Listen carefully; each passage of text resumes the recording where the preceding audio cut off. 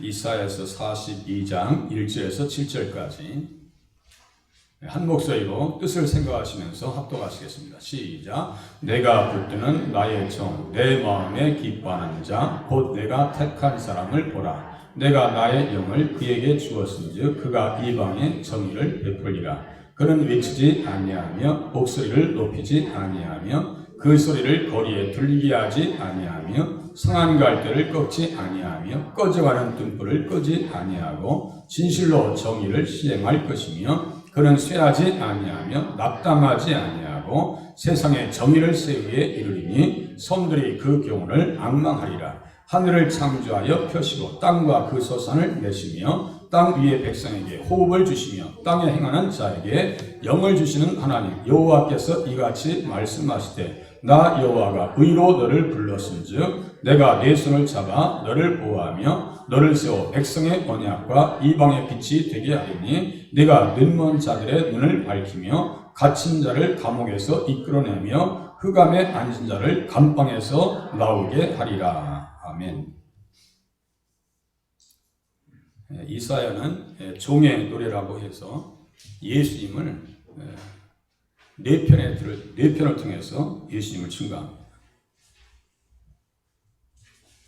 42장 오늘 본문에서는 정의를 관리시는 예수님, 또 49장 1절에서 6절까지는 이방의 빛 되신 예수님, 또 50장 4절에서 9절까지는 대적자들에게 공격당하시고 핍박당하시는 예수님, 또 52장 13절에서 53장 마지막 절까지는 십자가에 고난받으시는 예수님을 정확하게 기록해 놓습니다.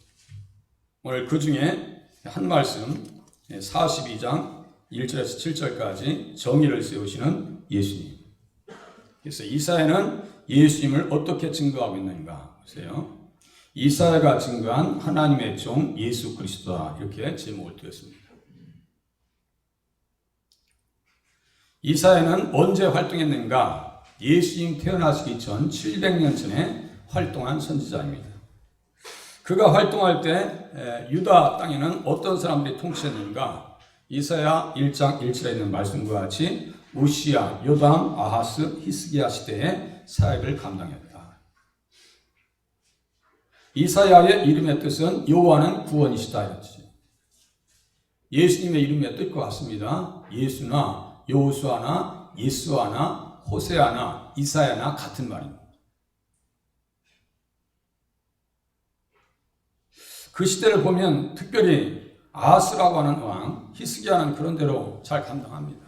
그런데 아하스, 히스기야 왕의 아버지 아하스는요, 얼마나 타락한 왕이었는가. 자기 아들을 불 가운데 지나가게 했다. 이방신에게 제물로 바친 그런 왕입니다. 그 시대를 얼마나 타락했는지 우리는 알 수가 있습니다. 그럼에도 불구하고 그 왕손에서 그 가문에서 예수님이 오셔야 되기 때문에 어떤 말씀을 하시는가? 이사야서 7장 14절에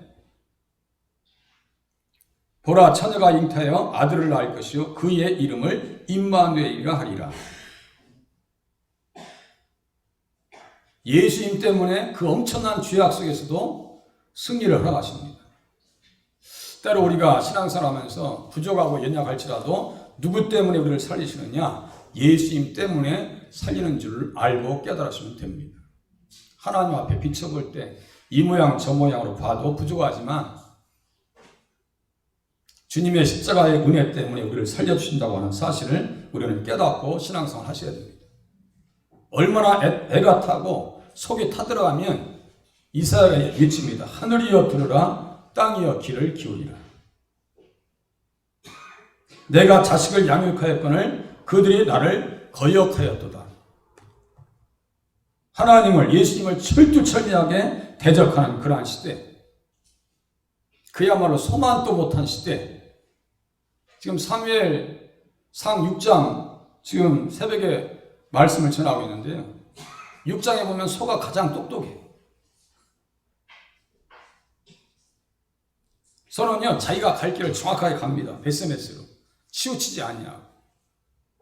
이사야 시대가 그랬어요. 소는 그 임자를 알고 나귀는 그 주인의 구유를 알건만은 이스라엘은 알지 못한다. 나의 백성은 깨닫지 못하는도다. 슬프다 범죄한 나라여 허물진 백성이요 행악의 종자여 행위가 부패한 자식이로다. 이렇게 하면서 다 죽으라고 외치느냐? 그게 아니에요. 예수 앞에 다시 돌아와야 된다라고 외치고 있어요. 그게 이사야의 복음입니다. 그래서 이사야서를 마태, 마가, 누가, 요한 사복음서라고 합니다. 사복음서에 이은 제5복음서다라고 얘기합니다. 왜냐하면 예수님의 동정녀 탄생과 복음사역과 십자가와 부활의 사건을 정확하게 예언하기 때문입니다. 재림하실 것까지도 다 기록해 놓습니다. 저는 개인적으로 성경책을 읽으면서 이사야서를 읽으면서 가슴이 뜨거워지기 시작해요. 처음 예수님 만날 때 골방에서 성경책 보다가 이사야, 에레미야 보는데요. 에레미야서 20장 9절에 있는 말 중심이 뜨거워서 불 붙는 것 같아서 답답하여 견딜 수 없다고 하는 표현을 제가 그대로 듣겠어요. 그래서 교회 찾아가 달라고 찾게 해달라고 기도했고 응답받아서 교회에 와서 시작한 것이 청소입니다.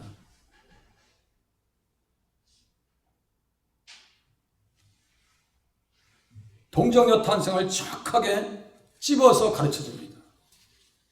보라 처녀가 잉태하여 아들을 낳을 것이요 그 이름은 임마누엘이라 하리라. 임마누엘은 뭐예요? 하나님께서 우리와 함께 하신다. 마태복음 1장 23절에 그대로 성취됩니다. 이사야서 9장 6절과 7절은 한 아기, 한 아들을 우리에게 주셨는데 기묘자라 모사라 전능하신 하나님이라 예수님을 이야기합니다. 이사야서 9장. 마태는 예수님께서 공생애를 시작하시고 사역을 하실 때 어떤 말씀을 옮겼는가? 이사야가 기록한 말씀을 정확하게 증명해냅니다. 그는 선지자 이사야를 통하여 말씀하신 자라. 그는 선지자 이사야를 통해서 말씀하신 자라. 예수님 주변의 인물들도 정확하게 집어냅니다. 그게 누구냐? 세례 요한이래요. 세례 요한이래요.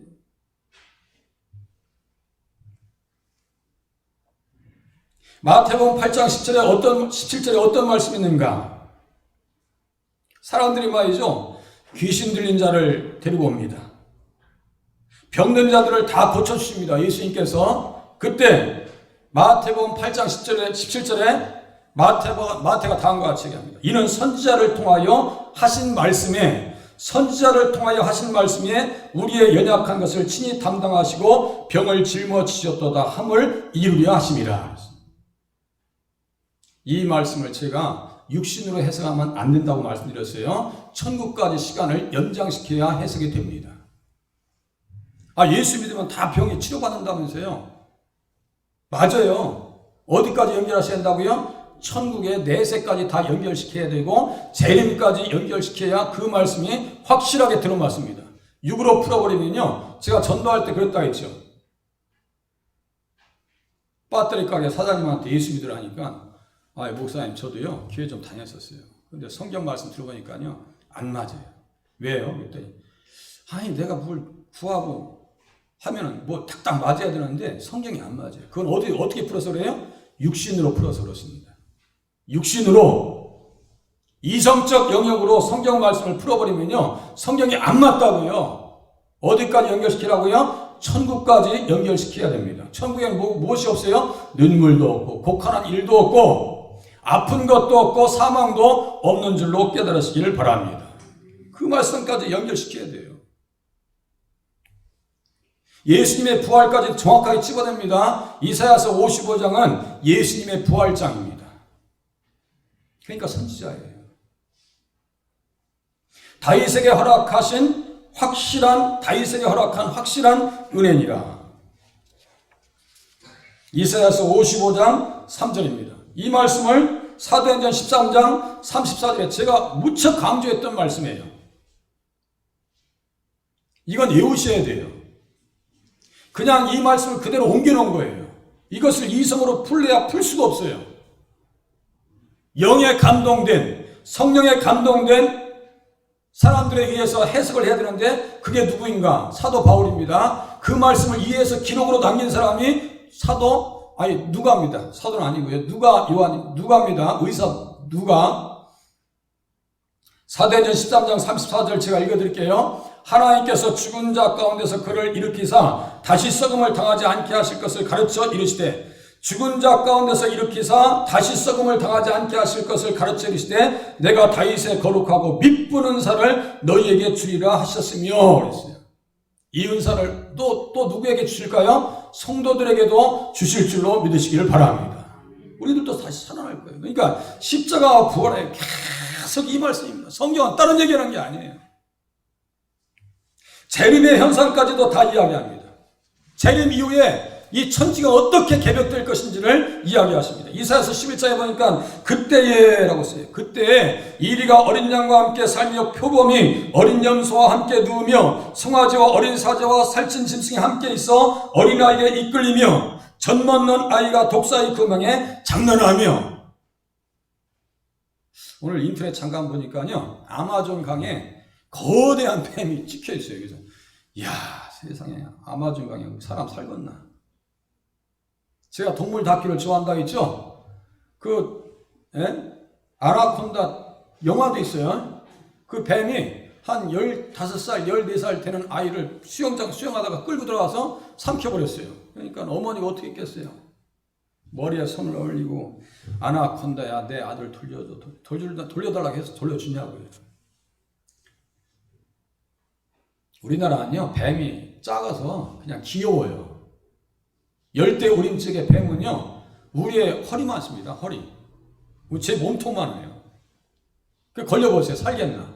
그런데 예수님께서 재림하시면 젖먹는 아이가 독사의 금에서 장난한대요. 거기에서 끝나는 게 아니에요. 이사야서 26장 19절에 다음과 같은 말씀이 있습니다. 귀담아 들으시길 바랍니다. 주의 죽은 자들은 살아나고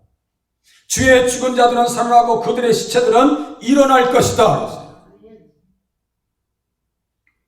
티끌에 누운 자들아 너희는 깨어 노래하라. 티끌에 누운 자들아 너희는 깨어 노래하라 그랬어요. 이것을 보증하시려고 우리 안에 누가 와 계시느냐? 성령님께서 와 계신 줄로 믿으시기를 바랍니다. 성령님께서 함께. 여러분들, 나는 성령의 사람일까 믿음의 사람일까 착각하지 마세요. 여기에서 꾸준히 교회에 출석하시면서 신앙생활 하시는 분들은 다 부활하실 사람인 줄로 깨달으시길 바랍니다. 아무나 이 자리에 앉아있는 게 아니에요. 잘 하시든 못 하시든 이 자리에 아무나 앉아있는 게 아니에요. 하나님의 백성 아니고서는요, 이 자리에 앉아있을 수가 없습니다. 우리는 다 성령의 사람인 줄로 믿으시기를 바랍니다. 나는 성령의 사람. 영원한 집이 있다.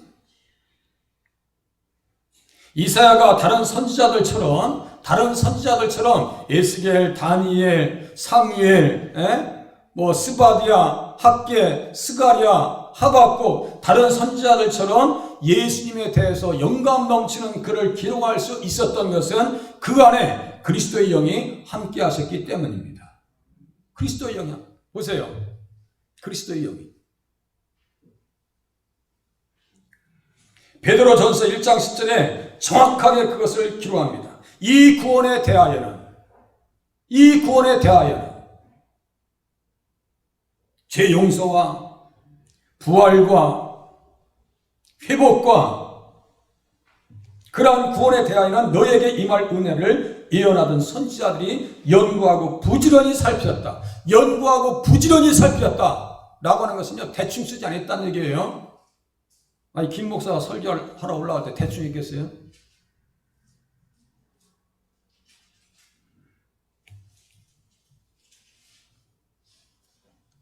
카톡에 보내드리는 거 한번 자세히 보시면 좋을 것 같아요. 좋으실 것 같아요. 자기 속에 계신 그리스도의 영이 그 받으실 고난과 후에 받으실 영광을 미리 증언하여 누구를 또는 어떠한 때를 지시하는지 상고하니라. 자기 속에 계신 그리스도의 영이 그 받으실 고난과 그랬어요. 이사야서 42장 1절부터 7절까지 나의 종 고난 받으신 예수님, 지금 사순절 기간이라고 하잖아요. 합동 측에서는 왜 사순절이라고 하는 용어를 쓰지 말라고 하는지 저는 아직 이해를 못했어요. 예수님의 고난을 기억하는 주간입니다. 계절입니다.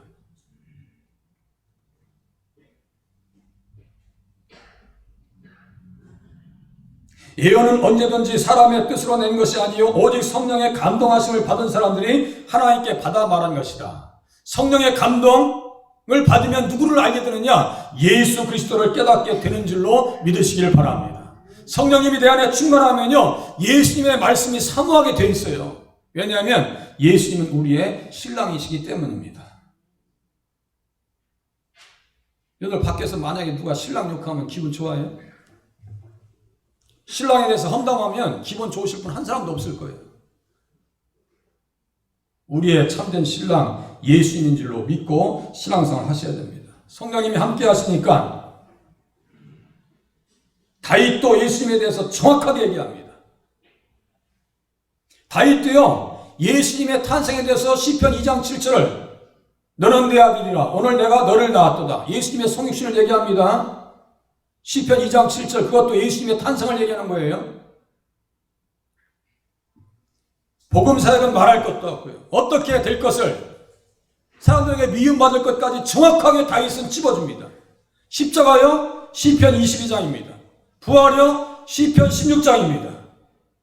내 육체는 희망 가운데 거합니다. 라고 하면서 다윗은요 예수님의 부활을 자기의 부활로 받아들입니다. 믿습니다. 이게 바로 복음이라고요.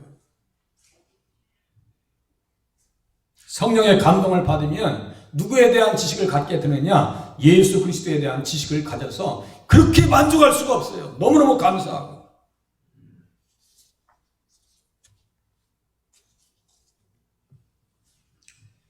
다윗이 성령에 감동되어 어찌 그리스도를 주라 칭하여 그랬어요. 또 성령으로 아니하고서는 누구든지 예수를 주라 할 수 없다. 성령님이 함께 하시면 예수님을 주님으로 섬깁니다. 주종관계가 확실해요. 그러니까 예수님이 하라고 하는 대로 한다니까요. 밑에 다 말씀 써놨어요.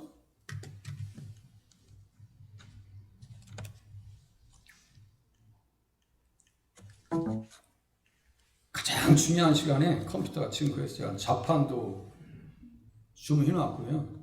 앞에 시스템이 컴퓨터를 바꾸려고 해외 직구로 지금 신청해놨어요.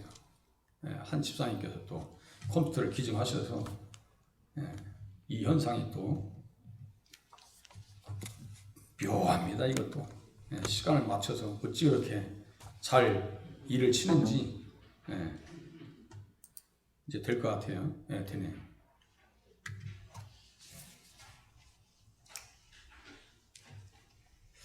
자, 하나님의 종 예수 그리스도는 어떤 분이신가? 이제 알아보겠습니다. 정의를 베푸는 분이시다 그랬어요.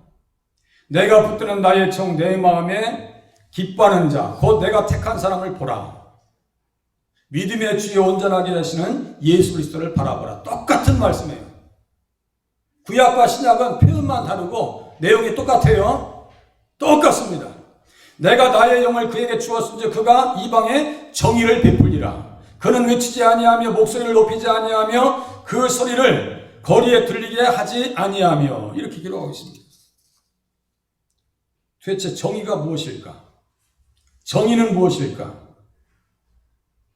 맨 밑에 줄 써 있어요. 정의는 복음입니다. 정의는 복음이에요. 예수님은 하나님이십니다. 하나님과 동등하신 분이고 본체 형상이 바로 하나님이시에요. 하나님의 영광의 광채시요 그 본체의 형상이라. 예수님은 하나님이십니다. 아브라함과 다윗의 자손 그리스도는 다윗과 같이 승승장구하는 시대에 오시지 않았습니다. 솔로몬 시대와 같이 태평성대할 때에 오시지 않았습니다. 이스라엘의 영광은 사라지고 왕가의 명맥도 찾아볼 수 없는 암울한 시대에, 어두운 시대에 이 땅에 무엇으로 오셨어요? 종의 모습으로 오셨습니다. 이걸 깨달으면요 얼마나 황송한지 성은이 만극합니다. 우주와 역사의 통치자가 말구에 오셨습니다. 어디에요? 베들레헴에. 미가서 5장 2절에 있는 말씀 그대로. 그러니까 선지자들은 다 예수님에게 집중하는 거예요. 모세도 똑같습니다. 말구유에 오셔서 인류에게 생명의 만나 되시는 몸을, 당신의 몸을 주시려고 오신 거예요. 베들레헴이 뭐예요? 떡이고 벳이 뭐예요? 집입니다. 떡집에 오셨다고요. 뭘 하시려고? 우리에게 당신의 살과 피를 찢어서 주시려고 오신 줄로 깨달으시면 맞습니다. 이는 자기 백성들을 죄에서 구원하시고 아브라함의 언약을 성취하기 위해서 종으로 오셨습니다. 종으로 오셨어요.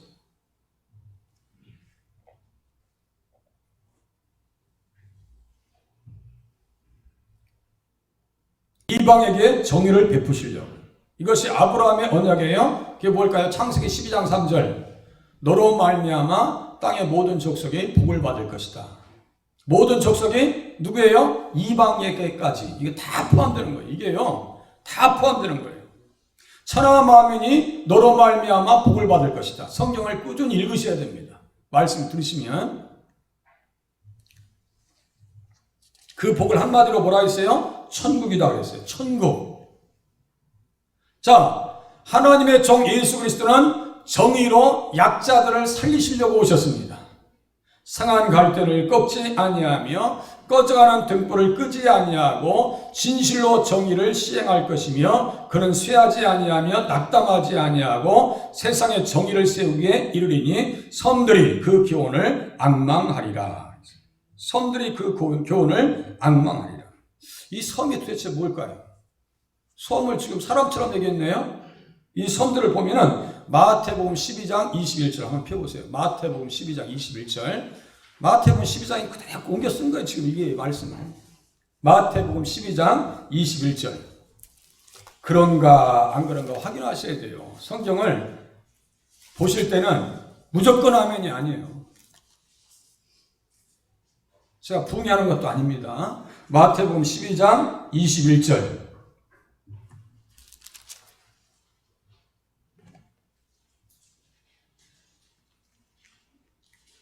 19절, 18절 보면 보라 하면서 기억자 써놓고 제 성경자는 기억장이네요. 그렇게 해놓고 이사야서 42장 1절 이하 써놨네요. 제 성경책에는 보라 해놓고 18절 그 써놨죠. 그 밑에 이사야서 42장 1절 이하 써놓으셨죠. 이사야서 42장을 그대로 옮겼다는 얘기예요. 이게.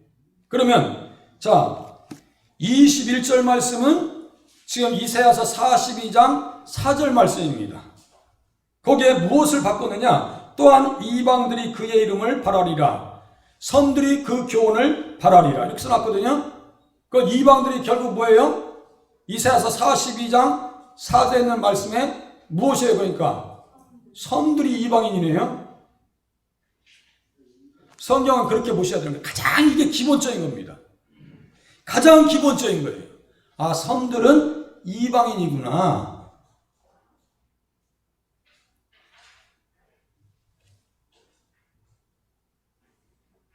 요단강에서 받으신 성령님으로 말미암아 정의를 베풀고 시행하시고 세우신다. 여기 보세요. 정의를 시행할 것이며 그는 정의를 세우기에 이르리니 이렇게 썼어요. 이 정의가 뭐라고 했어요? 좀 전에 복음이라고 말씀드렸습니다.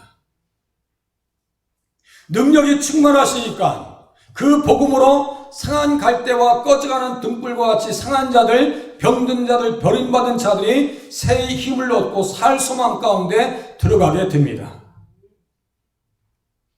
정의를 쓰는 거예요. 우리 안에 복음이 세워져야 돼요.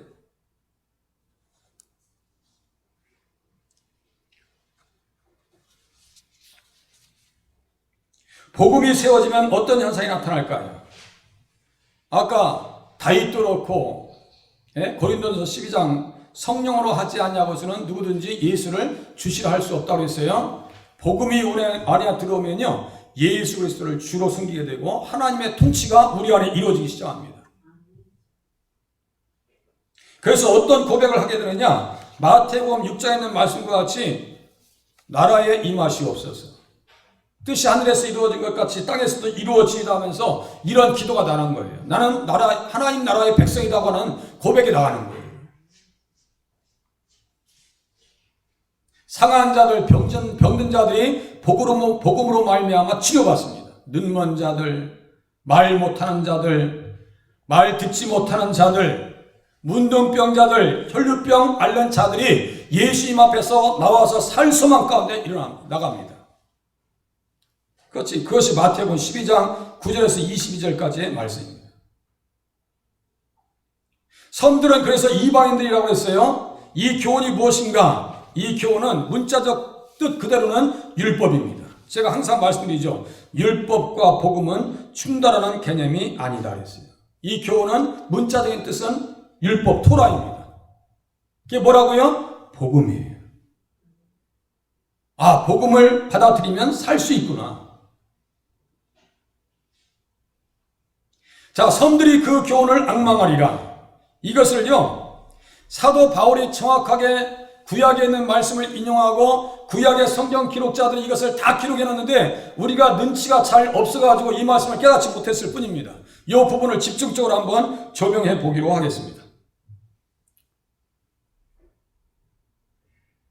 사도 바울이 로마서 15장 9절 이하 12절까지 기록해 놓습니다. 한번 보세요. 로마서 15장 9절 한번 펴보세요. 로마서 15장. 이것이요 너무 중요합니다. 아브라함과 관계에 대해서 다 풀어지게 돼 있어요. 로마서 15장 보세요. 이제는 말씀을 조금씩 깊이 들어갈 수 있는 때가 왔습니다. 네. 성경책 모르고 어떻게 교회를 다녀요? 네. 말씀의 검, 성령의 검 이것이 없이 어떻게 신앙생활이 가능하냐고요. 이제 말씀을 아는 단계로 들어가셔야 됩니다.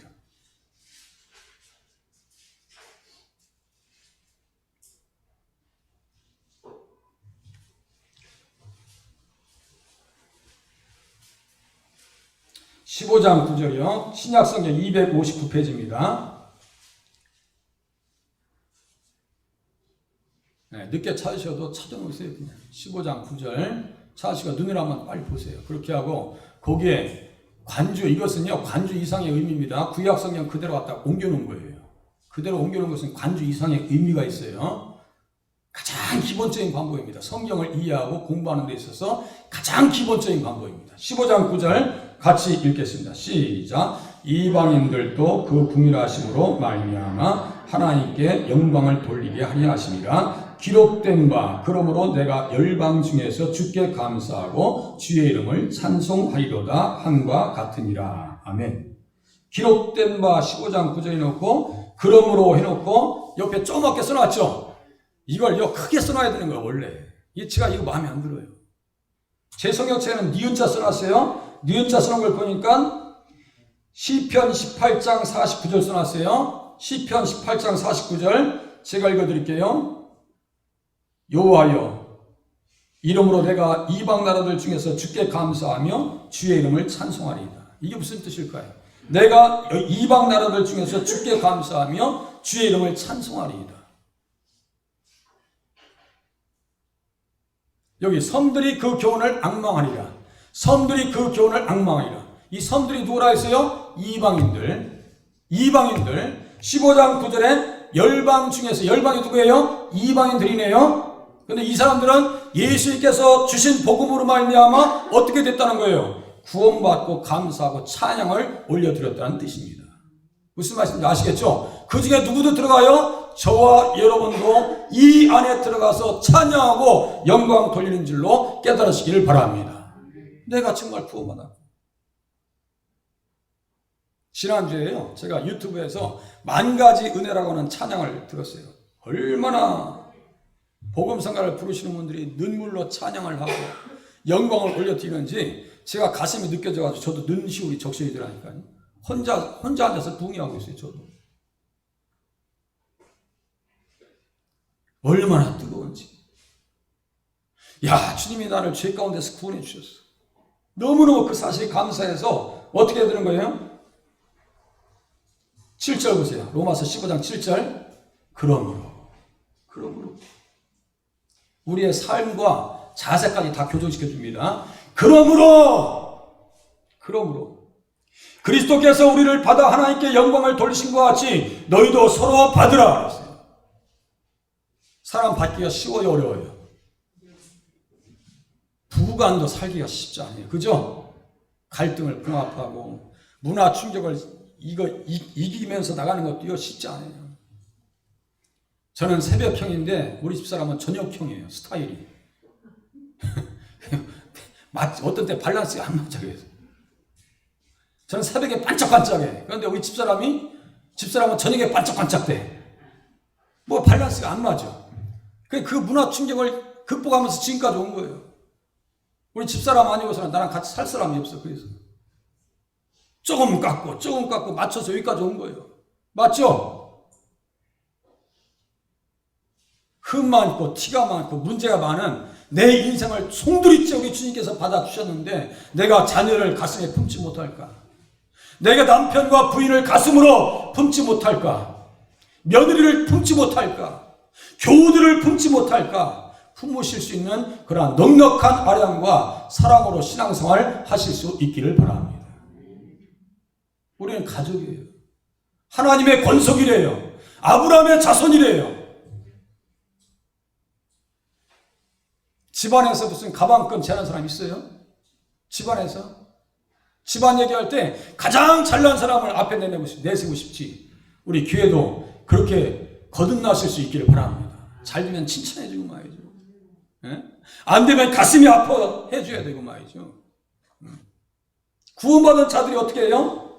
주께 감사하고 주의 이름을 찬송하리이다. 15장 10절 보세요. 로마서 15장 10절. 섬들이 그 교훈을 앙망하리라. 앙망한 결과 어떤 현상들이 나타나는지 보세요. 주님을 바라보고 주님 앞에 돌아온 백성들이 로마서 15장 10절에서 어떻게 이야기하고 있습니까? 같이 읽겠습니다. 시작. 또 이르되 열방들아 주의 백성과 함께 즐거워하라 하였으며. 열방들아 주의 백성과 함께 즐거워하라. 뭐라고 써놨죠? 신명기 32장 43절이네요. 그럼 이제 모세도 무엇을 알고 있는 거예요? 이방인들이 구원받는 것을 알고 있는 거예요. 아까 사무엘하, 지금 사무엘 시편이죠. 시편 18장 49절이니까 다윗이에요. 제가 그러니까 여기다가 바울, 다윗, 모세, 로마서는 누가 썼어요? 사도 바울이 썼어요. 그리고 사도 바울이 사무엘하 22장 50절과 시편 18장 49절을 그대로 인용해서 다윗의 글을 써놨어요. 그러면 다윗과 사도 바울과 예수님이 영이 통했다는 거예요? 안 통했다는 거예요? 통했다는 거고 이사야와도 영이 통했다는 얘기예요. 어떤 영이 통했어요? 한 영입니다. 그리스도의 영입니다. 그리스도의 영이라고요. 이게 이렇게 되면 우리의 내부적 심적인 환경까지도 이렇게 바뀌어야 돼요. 열방들아 주의 백성과 함께 즐거워하라 그래요. 여기 찬양 사역이 있어가지고 정말 찬양 사역자들이 있어가지고 신디도 놓고 우리 선생님도 찬양하고 해가지고 예배 전에는 말이죠. 찬양으로 뜨거웠으면 좋겠어요. 한번 어떤 분이 꿈을 꿔보세요. 제가 마이크 다 준비해 드릴게요. 한 20분 전에 오셔서 찬양도 좀 하고 송축해대 영혼 오늘 사실상 그거 부르고 싶은데 시간도 안 될 거예요. 예? 우리 상원이 선생님이 한번 앞에서 막 노래 불렀으면 얼마나 또 우리가 충만할까 그런 생각도 해봤어요. 내가 혼자 소설 썼나? 예? 소설이 아니길 바랍니다. 우리 엘리야 같은 거 얼마나 찬양 잘해. 목청이 너무 좋아요. 타고나는 목소리예요. 앞에 와서 찬양하면 얼마나 아름답겠어요.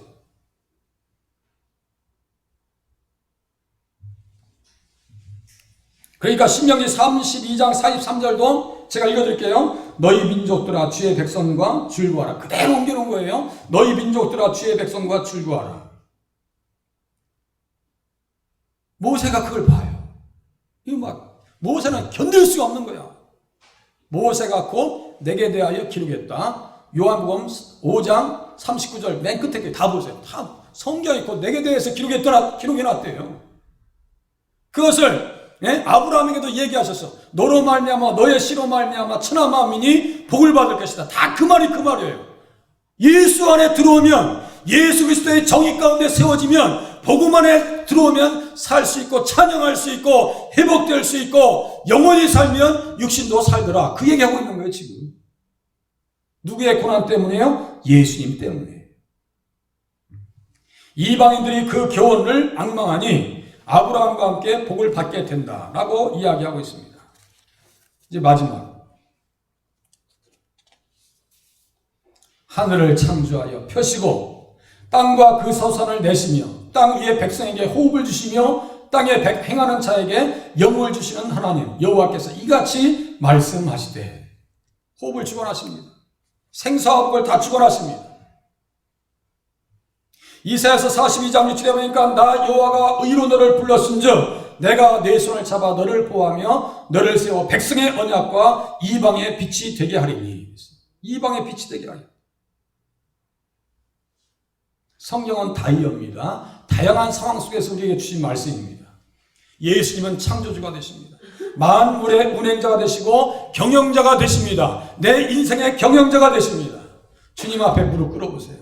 살 길 열어주시는 줄로 믿으시기를 바랍니다. 살 수 있도록 하셔요.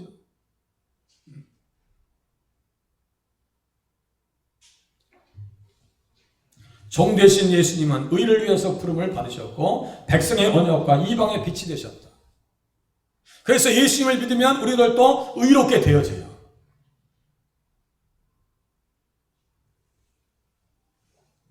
예수님 믿으면 죄에서 자유할 수가 있습니다.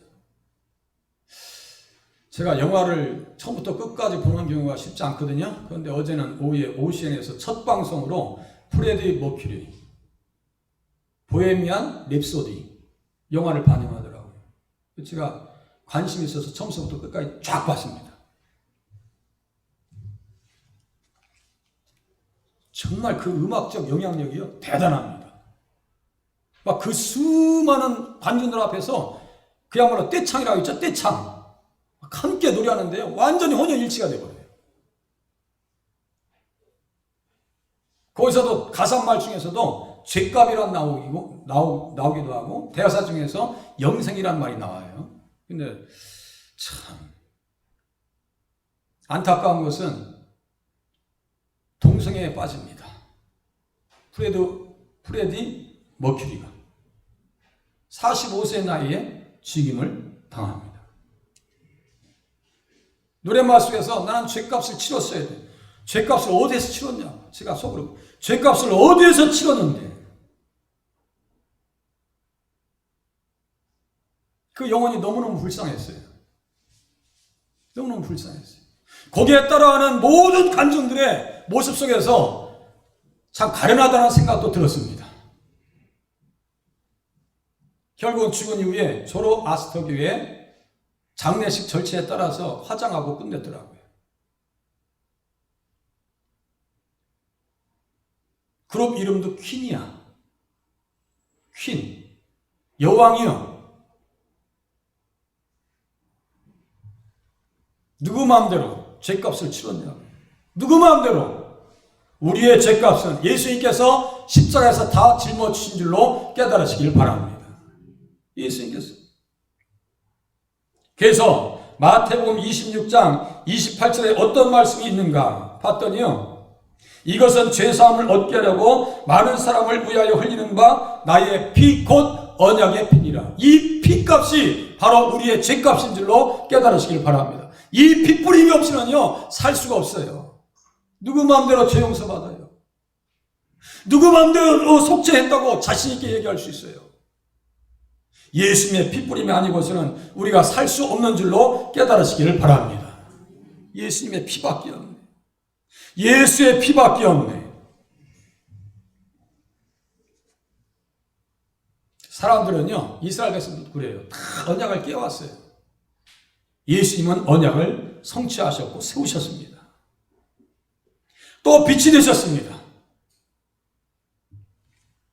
이방을 비추는 빛이요 주의 백성 이스라엘의 영광이니라. 누가복음 2장 32절. 그러면서 이 말씀을 그대로 누가 받느냐? 자, 이사야서 42장 6절의 말씀을 누가 자기의 말씀으로 받느냐? 이거 예수님 말씀이에요. 예수님의 부활을 또 나의 부활로 받고 믿어야 돼요. 자, 예수님의 이 빛 되신 말씀을 누가 받느냐? 사도행전 13장 47절에 사도 바울이 받습니다. 어떻게 고백하느냐? 주께서 이같이 우리에게 명하시되 내가 너를 이방의 빛으로 삼아 너로 땅끝까지 구원하게 하리라 하셨느니라 하니라. 이 말씀은 또 우리의 말씀이구나. 그래서 마태복음 5장에 보니까 우리를 세상의 빛과 소금이라고 말씀하시는구나. 한 주간 동안 살아가시면서 빛과 소금의 역할을 감당하시기를 바랍니다. 이 빛이 우리 안에 들어오면요, 요한은 켜서 비치는 등불이라고 했어요. 그 안에 생명의 빛이 있으면 가정의 빛의 역할을 감당할 수 있고요, 어두움을 환하게 밝힐 수 있고요, 교회의 분위기를 띄워줄 수 있어요. 각인이. 그런 사람으로 거듭나실 수 있길 바랍니다. 예수님 그렇게 빛이 되셨어요. 내 안에 빛이 되셨어요.